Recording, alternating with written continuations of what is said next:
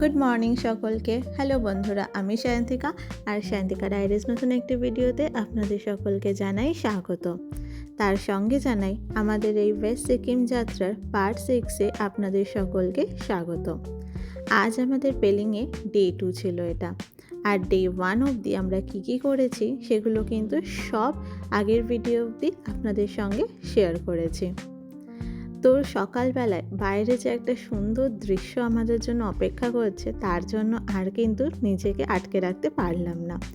ওই যে দূরে কাঞ্চনজঙ্ঘার যে একটা অপরূপ সুন্দর রূপ, সেটাকে কিন্তু আর না দেখে নিজেকে ধরে রাখতে পারলাম না। তাই সকালবেলা তাড়াতাড়ি ঘুম থেকে উঠে প্রথমে আগে কাঞ্চনজঙ্ঘাকে গুড মর্নিং বলে তারপরে ফ্রেশ হয়ে চলে এসেছিলাম হোটেলে ব্রেকফাস্ট করতে।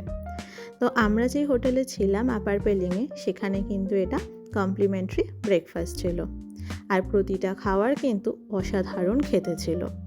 আর এখানে কিন্তু ব্রেকফাস্টে আমাদের অনেক রকমেরই আইটেম ছিল।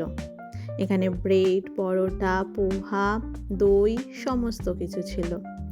আর এখন আমরা সকালবেলায় ফ্রেশ হয়ে সকলে মিলেই আগে ব্রেকফাস্ট করতে চলে এসেছিলাম, কারণ আজকে আমরা কিন্তু এখান থেকে যাব ব্রেকফাস্ট সেরে সাইট সিন ঘুরতে। তো এখন যে যেটা খাবো, যার যেটা পছন্দ সেই মতো আমরা কিন্তু আমাদের খাবার নিয়ে নিয়েছিলাম।